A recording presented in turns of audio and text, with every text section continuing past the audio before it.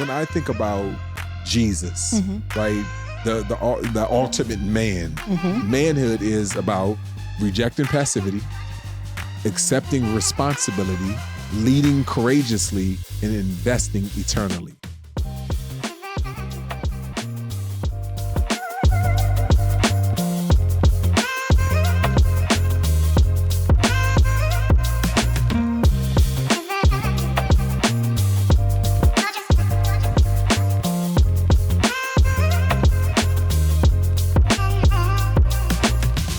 Well, welcome back. We're back and we're taking an honest look at what it means to be a man in today's world. From the confusion of toxic masculinity and online influencers to the biblical call to lead with love and humility. In this conversation, we'll explore how the men in our communities can reclaim a vision of strength shaped by the gospel. We're going to look at how God's design for manhood, rooted in character, service, and responsibility, brings healing to relationships, families, and communities. We will also talk about the pressures men face and the hope Christ offers for renewal. As urban missionaries and as leaders, it matters what we believe about the men in our communities. Well, we talked about the ladies. Yes. Now let's talk about manhood. Yes. So before we even get started, okay, we hear a lot. If you're on the internet, we are talking about masculinity, and there's toxic masculinity, and there's soft masculinity, and there's biblical masculinity. And to be honest, it's all confusing. It's a whole lot. I mean, and I'm not a man, and it's confusing. Why do you think this conversation is so urgent right now?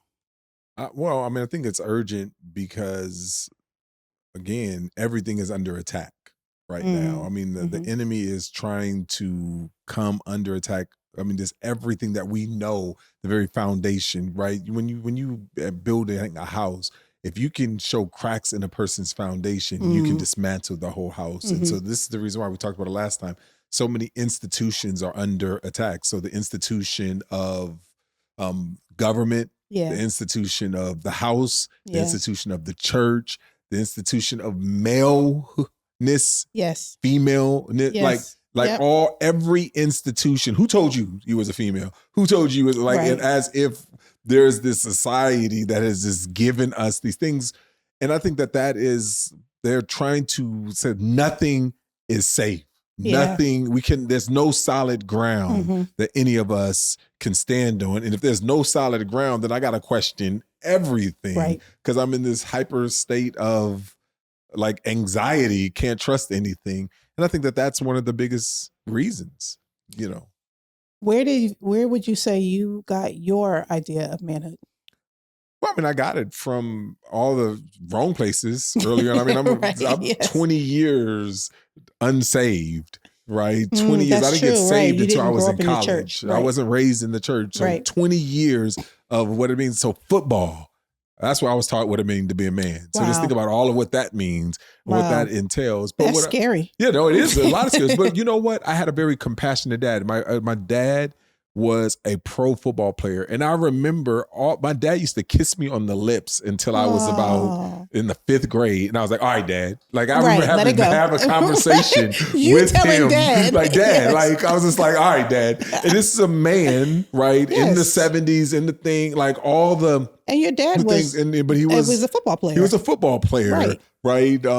D-line, all the things. And he used to kiss me on the lips. And so like I understood like affection and those types of things and like sensitivity and like coming, and it wasn't always trying to kind of come down. So I grew up with these worlds before I was even a believer, you know, this understood it like, oh, okay, real men could also have compassion. That's good. You know, and all that. And so that was the thing, just as a believer, an unbeliever as a child, just that's the seeing my dad in the home. And so that's why I got this picture of masculinity. But I think today is just like we get all different types of masculinity. And I think when we first talk about masculinity, it starts coming from a cultural extreme of this idea of either dominance or passivity. Right. And as we start with these two kind of extremes of what it means to be a male, or either overly dominant or overly passive. And I think that like these categories are just not good categories for any of us to do, because this is what I would say what a man is. A man is an image bearer of God. I'm with you. That's what it means to be a man, is to mean to be an image bearer of God. In the same way, what does it mean to be a woman? An image bearer of God. Yep. Right. And I think he's created them in the image and his likeness, male and female. Yep. And so like that is when we talk about what is manhood, what is womanhood, is just like we come and says like we're image bearers. And I think that we have to just really embrace what that means and what that reality is. And I think too oftentimes we are trying to define maleness, and specifically between this kind of like what you said, toxic masculinity or soft masculinity, or like all these terms that the world is trying to put on us. And that becomes the new things that we're saying, all right, what manhood is based upon what I do. Well, you have 3 sons. So how are you navigating everything that's coming at them? I mean, if they're on the internet, they're running into the manosphere, they're running into just culture, just their own generation. They're running into far left, far right.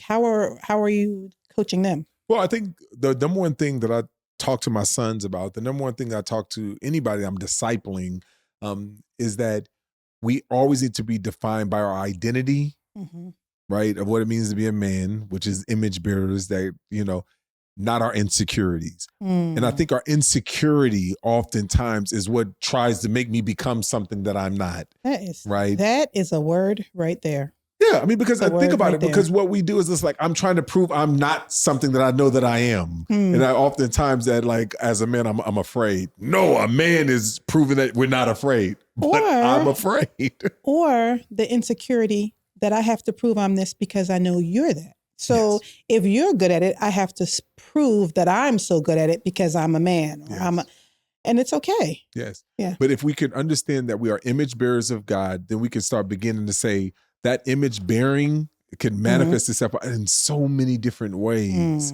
so many different things. And it's not defined by a certain brand of maleness or a certain brand of society, but it's like we're image bearers. We're like what has the Lord out, he has presented us as being fearfully and wonderfully made, with different gifts, different manifestations of those gifts that's being experienced. Because like, can everybody say that there's no need? Can the eye say to the ear? I mean, there's so many different scriptures that we can come to that talks about this, and stop trying to define whether it's malehood in one specific category. I mean, because I would love to know what category they would have put Jesus in.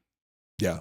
And I'm interested. I would be. And that's the reason. So part of it is that when I think about Jesus, right, the ultimate man, right, this is the reason why I said this in the last one, that I've been shaped and formed around like a biblical manhood, just saying these 4 things. And I learned this of just kind of couching it was manhood is about rejecting passivity, accepting responsibility, leading courageously, and investing eternally.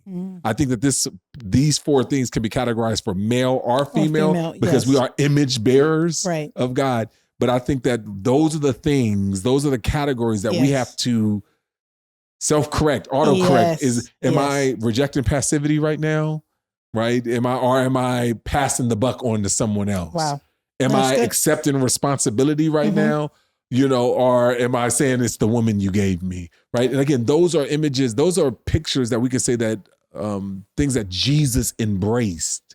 He embraced this thing, he says, he who knew no sin became sin. I think that's a man who took on responsibility, right? He didn't come and says, hey, y'all in a mess down here. Like, well, I don't know what we gonna do about this. No, he was just like, no, I'm gonna do it. And I'm just frustrated, and I'm tired of men casting the blame on everyone else. And I really believe that if we take responsibility for our actions, and I think this is a human being problem, but specifically right now we're talking about men, that we would accept responsibility for the way things are, then, I think we would start putting on the mind of Christ.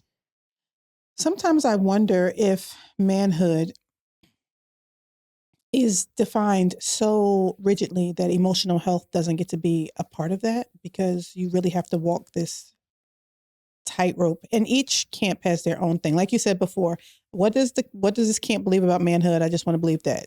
So in some camps, men can go get a manicure and he's okay. In other camps, if he cares about his nails, he's something wrong with him. Yes.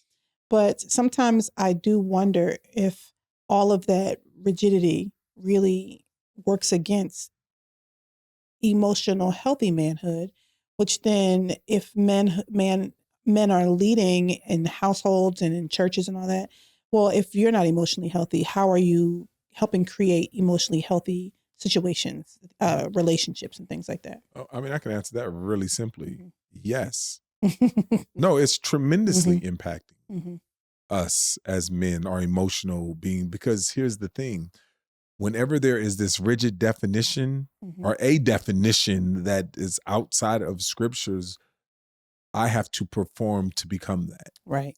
Right. Right. And then whenever I have to perform, there's a level of emotional anxiety, Mm-hmm. period. Right. If I have to perform in any area Right. or any way, and I can't be who I was, I can't express my identity as I am fearfully and wonderfully made. Now, what I'm not promoting is this like just do whatever you want ism, and you can call that maleness or manhood. Or manhood, right. You know, and again, that's the reason why it's just like, I think the category is reject passivity, accept responsibility, lead courageously, and invest eternally. Because where your treasure is your heart will also follow. And I think these are scriptural things that we can understand of how we are created in the image of God as image bearers, you know, to God.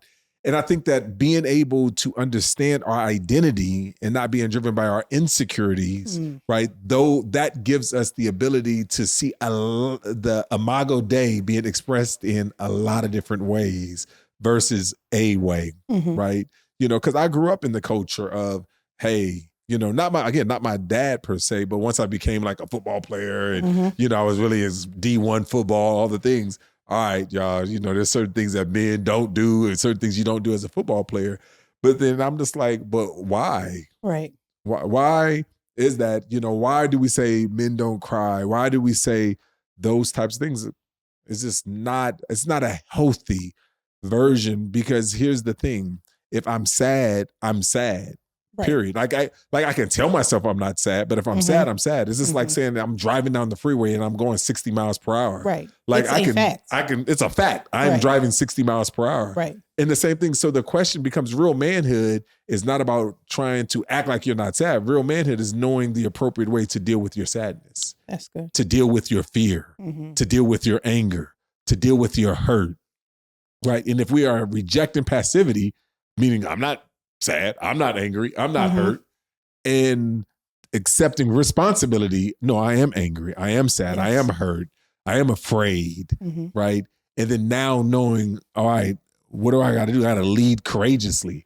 Courage is not the absence of fear, it's doing the right things in the midst of it, right? And so that's what I think with an eternal mindset. That's why I love the categories of being able to say, now go be a man. Yes. Right. Go be a man. Can I ask a question? So I've been in spaces. Now we've talked about this, and you know, I even in our work, I've always carried these traces of someone else's issues that I bent myself towards for whatever. But one of the things that I've experienced is a type of manhood that is very hinged on the way I perform my womanhood. So your manhood is bolstered when my womanhood shrinks, or your manhood is bolstered when my womanhood is only turned toward focusing on your manhood. And I wonder where you think that comes from, and how you think, like, how does people recognize that? Because as a woman, I knew how to walk into the room full of men. Diminish yourself, make sure they feel extra manned in your mind, make sure that you let them feel manned up by you. I love how you're using the word man as verbs, adjectives, adverbs. You're using them in all because they had to sense. be manished by me. You know what I mean? And but I often in those moments I also felt bad, because I felt like there was a fragility in that manhood. Because if I did walk into a room in the empowerment of my womanhood, not to run over their manhood, I felt like they couldn't handle that. Well, I think overall, one of the things that I like to think about is these two foundational principles. People are people, and everybody has a story, right?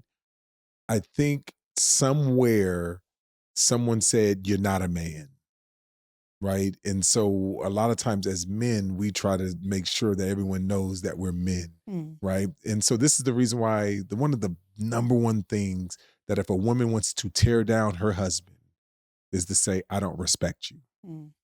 Right. Well, because like, and even as men, we know in a lot of sense, respect, like trying to give that mutual respect to one another, because there's something that's in us that just is, you know, that there's like respect. And so this is why we fight all the time. And when we start, when we violate that respect, you know, and so I think that there's something core to that, right? This idea of respect. And at some point, someone said, you gonna have to earn your respect or whatever. Like you don't get it because you're created in the image of God.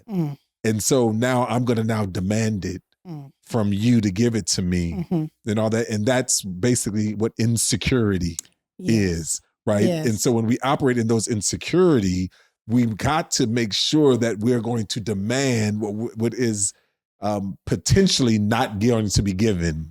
But what's interesting is when you watch a theology of insecurity.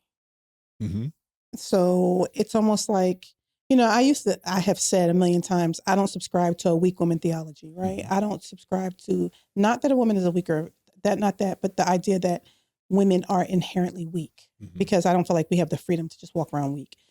But I also have seen what seems to be this theology of insecurity, because if all of you feel like I'm doing something in this room, I need to be taken into a room for a conversation about my. And I think that's the problem. And then there comes, like you said, the lack of identity, the lack of insecurity. So what happens, right? I mean, we see that just being African Americans, right?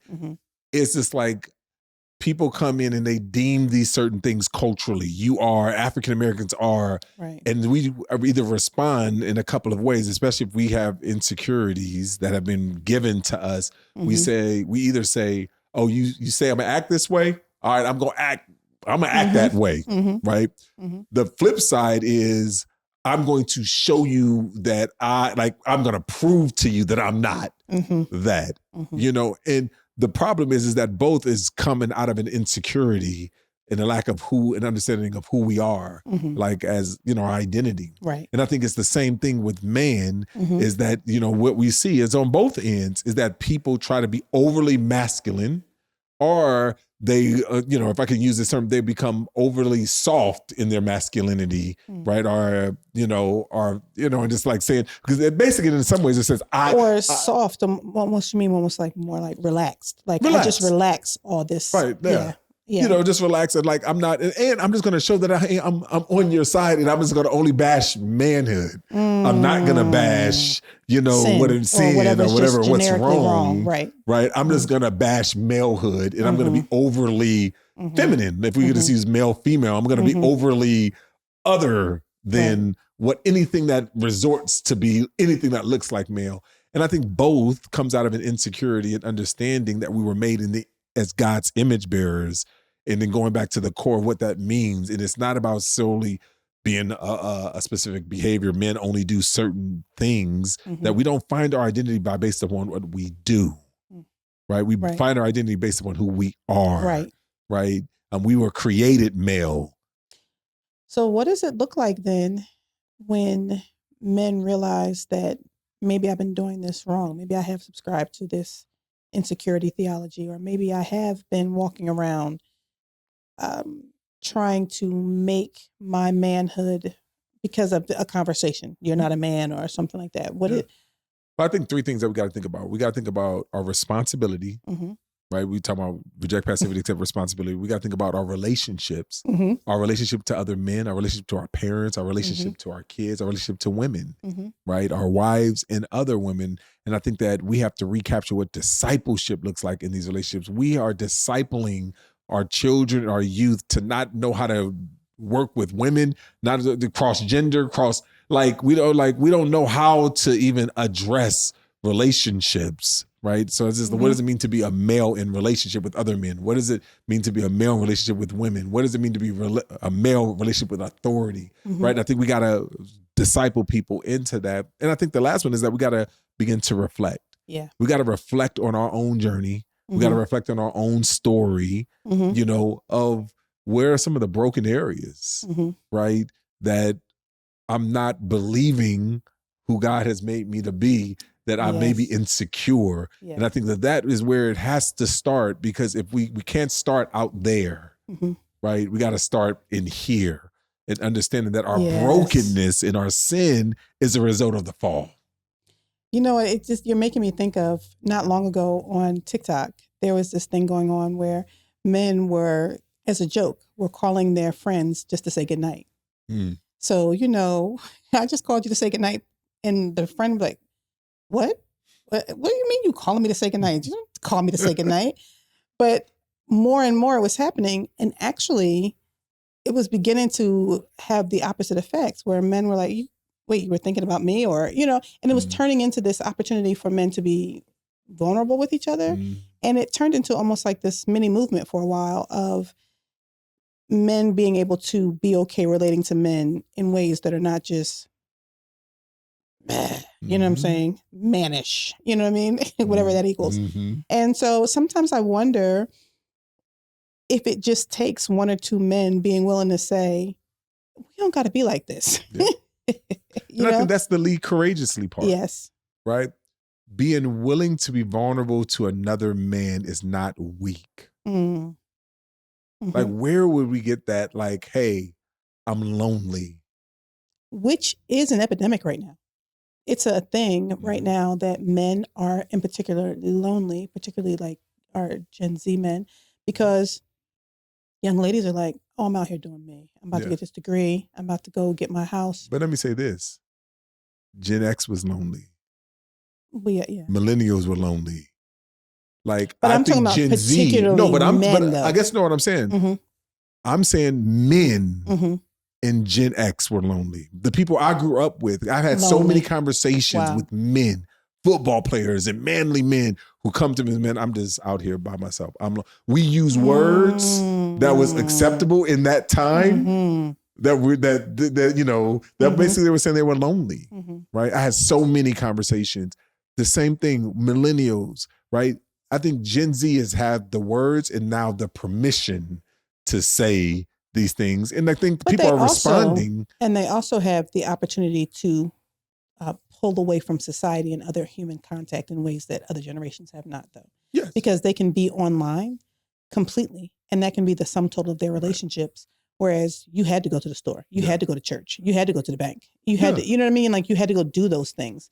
And I do think that that adds to the loneliness. 100%. But I also think that there's this sense, and I don't know, I'm not a man, that in manhood, there's this crisis of, can I even say to you I'm lonely? And I know it, you know what I mean? And I think it's based upon generational. In the words, in the language, and even the current environment that we are in, our circles that you are specific as a man in, I think that is what gives us permission or don't give us permission to do that. And so, yes, I mean, there are factors that are creating, obviously, I didn't have to deal with a phone in my hand all the time. There was factors, but I guess what I'm saying is the loneliness epidemic is continually, it has started, it is there and all that. And because of this false insecurity that we have of what it means to be a man, I have to figure this out on my own. Don't ask for help. All those things that are just false dichotomies of what it means to be a man, right?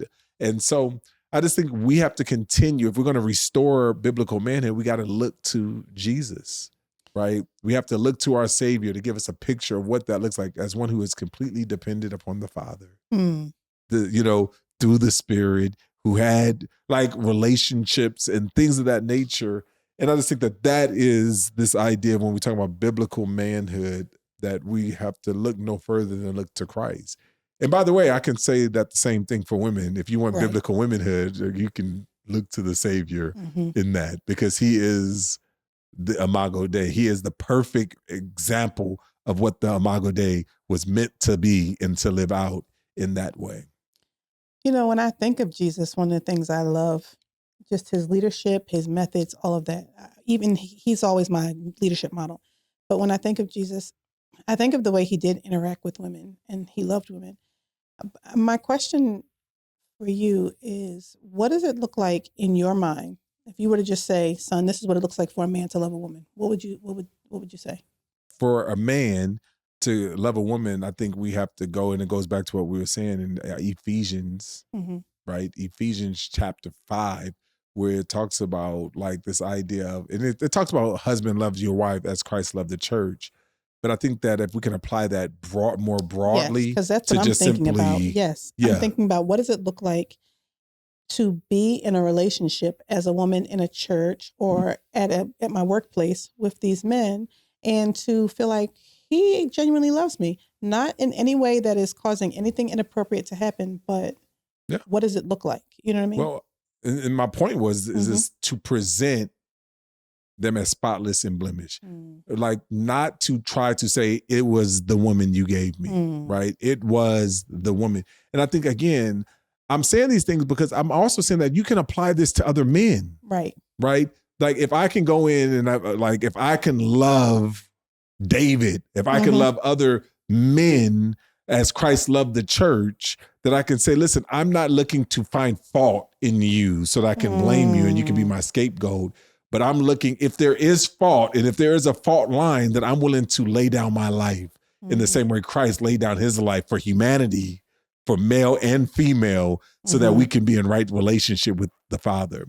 And I think that approach is a biblical approach of how we go into sharing with one another, you know, and like presenting one another as the goal is spotless without blemish. And again, and I want to be really clear. I'm not trying to blur the lines. There is a certain relationship that a husband is supposed to have with his wife. Yes, right. Alone, I know what you're saying. Right. But I was asking you specifically about male, female, not husband and wife. Right. So. And that's why I'm answering I'm using a passage about marriage to think about how we apply. But I mean, there's sibling passages like the one another's, like that we can apply to one another. And I think that there's so many different things that we can just look of how we are to live in harmony with one another. And I think that's not, you know, I don't think the inference was male with men and women with women. Right. Like, no, it's just about the family, the body of Christ, that we are to live in harmony with one another. One time in an embarrassment, you know, I'm one of those people who will tell people I love them. Right. And so my girlfriends, I'd be like, oh girl, I love you. Talk to you later. Love you. See you. And one time, so I went on the phone with my friend's husband for her birthday. So we're working out her birthday. And as we hang up, I go, okay, love you. And I was like, I'm sorry. I didn't mean to say I love you. I'm sorry. And he was like, it's okay. So love you too. Talk to you later. You know what I mean? Right. But it was just, I felt like I did something wrong by telling my friend's husband, I love you. You know what I mean? Because I said it out of habit, right? Because I do that, but I do love him. He is a great guy. And the way it was so sweet to watch him planning this thing for his wife. And I wanted to be a part of that. And so that was a moment for me. So is that redeemable? Because I'm always thinking about how do we redeem things. And when I say redeemable, the fear of being able to say, I love you, cross-gender, you know, across genders, not cross genders. I know how you got to say cross, you know, across genders. Right. You know, but like the ability to say that to my sister, just, you know, you to say that to me, if there's genuine, like not just like but in a genuine, way to be able to say that. Can that be redeemed? I do. I think you have to be careful because you have to know that the person you're saying that to recognize what you mean by it, because, you know, everything gets absconded and co-opted, but I do think it's redeemable because I have been in relationships where I'm like, man, I genuinely love you. I love the way you are serving this community. I love the way you are just kind to me and my kids.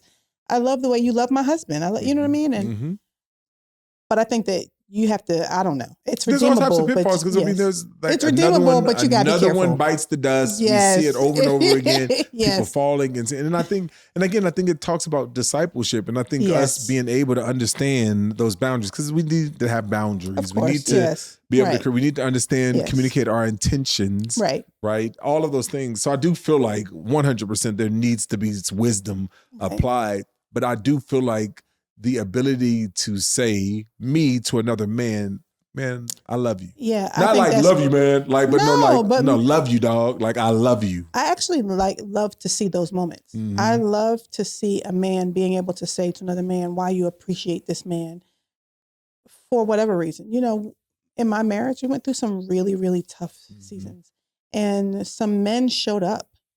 They showed up in ways that we needed these men to show up. And to experience my husband be able to say to them, this is how you showed up, and man, I love you for this. You're like, oh, I don't get to see the inside of that very often. And so it was, I thought it was a sweet gift to be able to see. Anyway. Okay. So then in your mind, let's talk about toxic masculinity, right? And not because I think that there's not a toxic femininity. So let's just be clear. Mm-hmm. But right now it's a thing. How do you differentiate what's the definition of toxic masculinity from just culture? And what sets that apart from biblical masculinity? Well, I mean, I think toxic masculinity is someone who's overcompensating of their picture of what manhood needs to be in order to prove to themselves and to others that they are a man. Okay. Right. And now it's toxic because you're overdoing it. It's toxic. I mean, because the thing is, whenever toxic shame, right? Shame just simply says, I'm human. Mm-hmm. I'm not God. Right. It's having a sober view of yourself. And I think there's such thing as healthy shame to say I'm human, which ultimately can lead to humility. Right. Toxic shame is when I was like, I'm Teflon, nothing's going to stick on me. Right. In the sense of like, I got to prove, like, it's one of those things of why did you create me this way? And then so I'm going to, out of that, pull myself up. And I think that toxic masculinity breeds on men that are insecure, that is having a tarnished view of who they are. They're in their own toxic shame. And so they're giving them a very man-centered way to pull themselves up by the bootstraps to get out of that toxic masculinity. So it's a lot of just good self-talk. It's just like nobody win, everybody gets a trophy. Like it's that yes. same type of thing that we get, that I'm only going to say positive things. And if I am saying positive things and I'm diminishing other people, it makes me feel better. And and it's just like, and you put all of that in, it appeals to the flesh. Right? People with insecurities, it gives them something to be secure on, right? Even though it is smokescreen and mirrors, So you believe it exists. I know there are people who say that there's no such thing as toxic masculinity, but I would say, and I think what you're saying is, of course it exists because it's just sin. Yes. Yes. Pride and it's prominent in our culture. Yeah. And to some degree, it's an overcompensation to a feminine masculinity, right? Because there was a time, and again, that it was just like in the same way that as men, we were trying to prove that we're the same, right? And so in terms of how we express everything and all that, and so it's just like, and there was this certain thing that like we were just like intentionally trying to become, and I think both are two egregious ways to not allowing people to express themselves in the Imago Dei. Right. And so I think so what we do is we see these ebbs and flows. And that's why, what do you see after the, and again, this is kind of not related, but related. After the hippie movement, what did you have? The holiness movement. Like society is about overcompensation. I was gonna say drugs. He's like drugs. No, that's the hippie movement. Yes. He's like drugs. Yes. No, but that's it. It's an overcompensation. So what happens was when you get like the hippie movement and it was drugs and sex and alcohol, do whatever you want. The overcompensation was homeschool and all. Like if you look at society, right. all of that stuff came right. prayer and like all those things we gotta fix. And it's overcompensation to things right in there. And so that's the tension of what we see and what we see when it comes to this masculinity. Yeah. Wow, that's really good. It makes me think then maybe what we're seeing, even when you think about certain denominations or the way certain people are running their churches, they're doing it. These men who need to exert, I'm the leader, I'm in charge, I'm the boss. It's because of an overcorrection. Yeah, it's an overcorrection. Yeah. It's an overcorrection, or it's also a product of their discipleship, right? They have been discipling into those types of things. And so, but then people like me can also come in overcorrect in different ways. So like, for instance, let me use an example of like giving. At Blueprint Church, and this is something that like I'm not talking about in the past, I'm talking about today. I rarely ever talk about money. Why? Why don't I talk about money in the church? Right? Because you've heard it so because much. Because you know, early in my born again life, all they were talking about was money. So when I was just like, when I become a pastor of the church, I'm not going to talk about money. Right.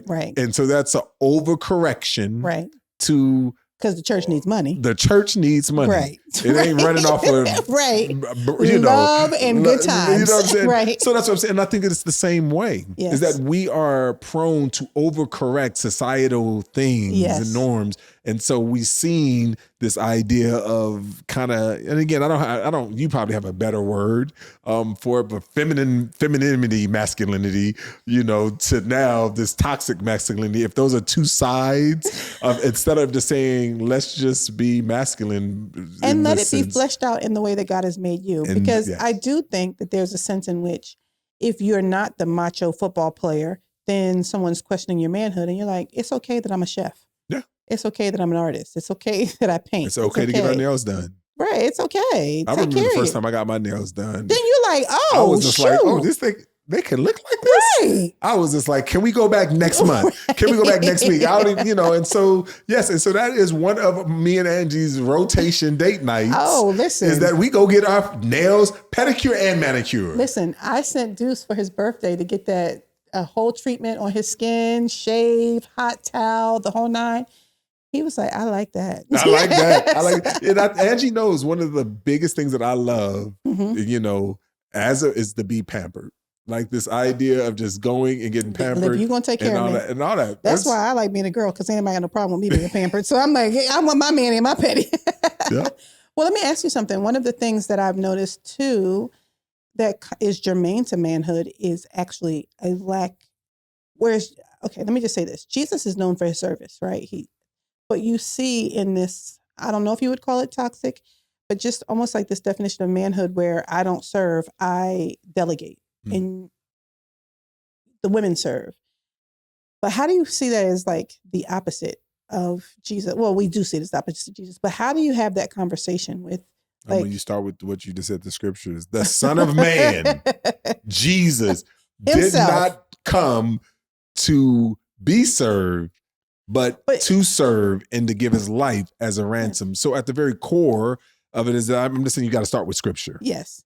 I guess I'm wondering, is that a thing in manhood though? Like, is that a manhood thing? I guess, I don't know. There's a lot. I mean, it's a manhood thing because a manhood and has to do with power and power dynamics and all of those things. Remember I was talking about respect and power. And so we think success, right? And again, I mean, you know, this is a male thing since we're talking about men, but I think in America, we think success is when I can tell anybody what to do. I can delegate any of my responsibilities. I no longer have to work, right? Got it. The ability to tell others to work on my behalf is when I get successful. And I think that is not germane to manhood, right? Toxic masculinity, or even the perception, a false perception of what people think what manhood is to becoming the ideal man. And I just think that is wrong. Is when I got people under me, then that's when I'm really showing manhood. That makes sense, because I've been in the room of people who were making it clear I've watched men make it clear, yeah, well, I'm over him and these are my followers and I'm discipling them. But to keep saying that so that everyone knows I'm over them. And I just don't run into that. Me and my friends, the ladies, we don't. That's not my crew. We don't do that. So. Somebody else, people that you know, right? But I don't. Does that, but right, not you. Not my team. Yes. No, I think that's important. Now, because like being married, because my wife always tells me things like, "I'm glad I married Dhati because I would have ran over any other man." This is my wife's words, and I'm pretty sure that she would. So to some degree, I am a strong man, right. And all of those things that in creating. And I know you are married to a strong man. I am married to a strong man, a very opinionated man, which I love, and and all of those things, right? So how do you wrestle with being a strong leader yourself, being married to a strong male as well? I guess my bigger question is, can the two coexist? Because oftentimes we think that we got to have a dominant and a passive. And that's oftentimes where these questions come. It's like the man got to be dominant and the woman needs to be passive, right? In that way. But can you have two strong leaders in the same household? Can they coexist? I think when they recognize what they're responsible for leading, and two, when they recognize that your leadership is not a threat to my leadership. And, one of my pastors said this Sunday that love starts with humility. Yes, amen. And I think there's this sense, we had to go on a journey. I spent a lot of years with my husband being the primary breadwinner, and I was taking care of the kids for a lot of years. And as I went through this journey, I had this season where it just seemed like the Lord kept opening doors. And as he opened doors, my responsibilities grew. And as they grew, it was almost like my husband was like, "Who is this? What? Your job is what?" And I think we had to grow in it. But what I learned about my husband, who is a strong man and a strong leader, is that when he's not operating out of pride, when he's like my cheerleader, there is no threat to his manhood. I see him as the strong man he is. I don't want him to be any less of a strong man, but I don't think he wants me to be less of a strong woman. And I think that that's what makes it work. Yeah, I think that's beautiful, and I think that is a message that we need to hear, not just in the marriage relationship, but then in the leadership relationship. I think so often that everyone is trying to prove they're the alpha, right? And all of that.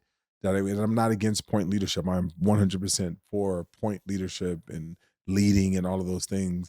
But the idea that you can have two alphas in the room, you can have two people, and understanding that at some point you're the alpha, some points I'm the alpha, and just understanding that goes back to what we talked about earlier, mutual submission. Yes. Right. And the better we can understand that we are to be mutually submissive to one another, the better that I think that we will be able to thrive as image bearers of Christ, because I recognize that I'm good at certain things, but I'm not as good in other things. That you may be good at those things, and that I may be good at and guess what? We can, I'm gonna use a word we can complement each other. Having the opportunity to do ministry beside my husband was the first time I realized that it could work in that kind of a tangible way, because I've always watched him do ministry, and then I've had my opportunity to go do ministry. And then when we're brought together, it was the first time I was just like, man, this is a beautiful compliment in a way that is modeled differently than I had seen it before. Yeah. So, wow. Well, this is a good conversation. This is another one that we could keep talking about, right? Because got a lot to say. Yeah, and the questions are percolating, but we got to stop somewhere. Well, what I do think we need to know, or our missionaries need to know, and our listeners need to know, is that manhood is God's design, that it's not an accident, and that we should be embracing that. And all of the community should be cheerleading the men in the community, and all of the community should be cheerleading the women. And the way you ended the women's one was something you said, which I think is very appropriate, is that our manhood and our womanhood are who we are, but they're not what we do. And so we don't have to walk them out as if our identity is tied to the fact that I'm a woman. My identity is tied to who I am in Christ. Yes. I love it. Another good conversation. Amen.